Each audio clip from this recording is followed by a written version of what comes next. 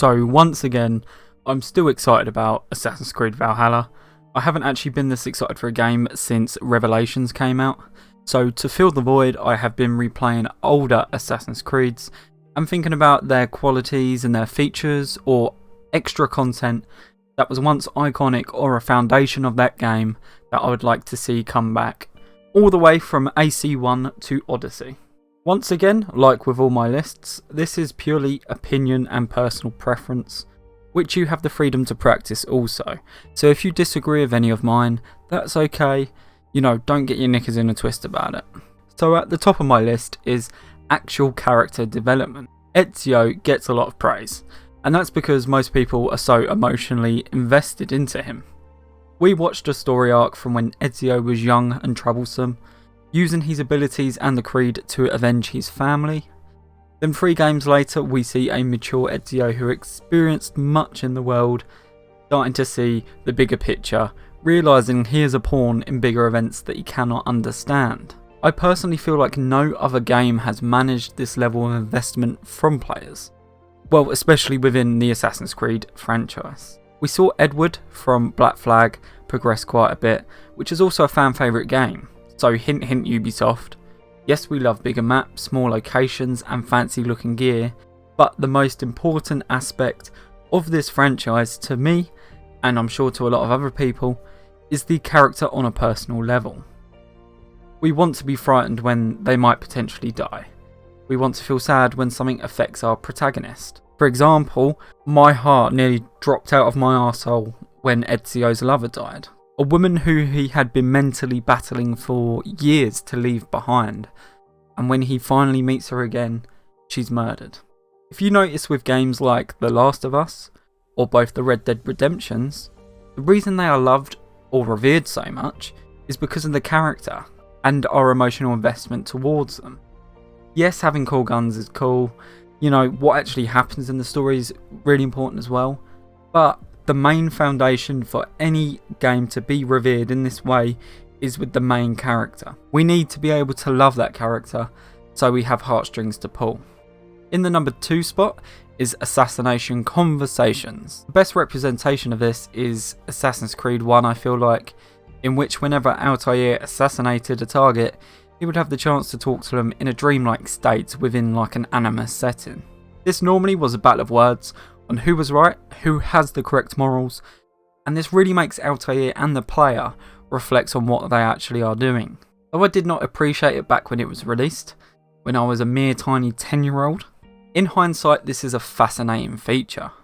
To be able to talk to the person you just murdered, in which they challenge you mentally on whether your path and goal is noble or the right thing to do. Philosophy seemed to be quite a big focus in the first Assassin's Creed game, and I loved it. It definitely set a sort of atmosphere within the game. A big battle in 9th century England was one of religion, and maybe we might see some arguments about it with Ivor maybe being tormented on which is actually correct. In spot number 3 is moments of weakness. For example, when the Borgias decimated most of what Ezio built within the first moments of Assassin's Creed Brotherhood, or when Arno Dorian is exiled from the Brotherhood and turns to alcohol, when Altair is stripped of all his titles and authority for killing an innocent man.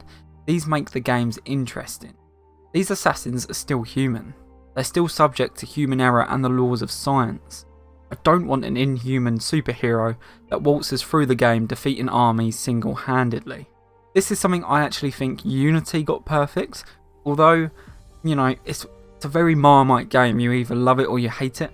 It subtly made you master skills over time. Arno could not take on mass armies of enemies at once. Some might say this is because Arno's not a very good assassin, but Arno was actually the best swordsman out of all the assassins we've seen so far. But what the game did is it subtly made you master certain skills over time, with only a handful of guards being able to overwhelm you if you did not strategize with stealth or extra abilities. This is what assassins are about.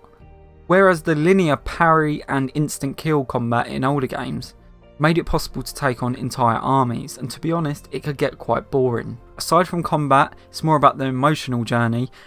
This also goes back to point 1. We need to see weakness and sadness so we can relate and gain emotional attachment to the protagonist. Humans can relate to pain a lot more than they can joy, and Ubisoft should utilise that more. So in summary, we don't want these superhuman sort of Avenger type assassins. We want to see realistic human people master skills and be able to utilise different skills to get their goal finished. In spot number 4, it's factions for hire. Remember in Italy when you could pay to have prostitutes distract guards or hire mercenaries to initiate a fight so you could slip straight past undetected? I always thought this was a nice touch within Assassin's Creed, and not one I thought we'd say goodbye to. When studying a location you needed to penetrate to reach maybe a assassination contract, these horrible factions opened up a lot more possibilities. Non-lethal possibilities at that as well. In Unity you had freedom fighters that would join in once you had already initiated combat, but this wasn't the same. When Ezio wanted to avoid killing every guard at an entrance place, and when you think about it, the guards are innocent, they're just doing their jobs. It kind of goes against the creed of the assassins that, you know, just murder every guard you come across. He could hire someone to distract them. In the land of 9th century England, adventurers and mercenaries were common. It wouldn't be out of place to be able to hire a rogue group of mercenaries to fight for you. However, from what has been said, your Raven in Assassin's Creed Valhalla will be able to distract guards and make new opportunities for you, so I kind of doubt they would add something like this back in when they've got a sort of similar mechanic in place. Lastly, in spot number 5 is hunting. First introduced in Assassin's Creed 3 with Connor, and then the most popular in Assassin's Creed Black Flag with the legendary animals. This was a fantastic addition to the game, with it skipping Unity and Syndicate, but we had it brought back in Origins and Odyssey. I remember spending hours hunting down the rare legendary animals in Assassin's Creed Black Flag to unlock unique gear that required these unique pelts to make. The Danes will have to hunt to eat, simple as.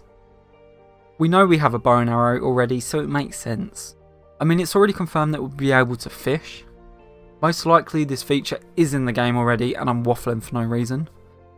But imagine if we could change the fur we wear with our armour with whatever animal fur we wanted, so long as we hunted that animal and skinned it for the pelt.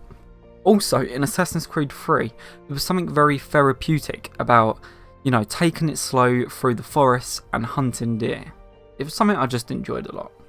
Nevertheless, apart from farming the land, hunting is a big part of the Dark Ages, so I hope this feature stays in. Well, that was my list for 5 features, qualities or content from previous Assassin's Creed games that I would quite like to see returned in Assassin's Creed Valhalla. Now, I'm interested to see your opinion, so get typing in the comments below. If you're also excited for Assassin's Creed Valhalla, then be sure to hit subscribe and turn the notification bell on to see when I upload next. It's been Holy Atom, and I'll see you next time.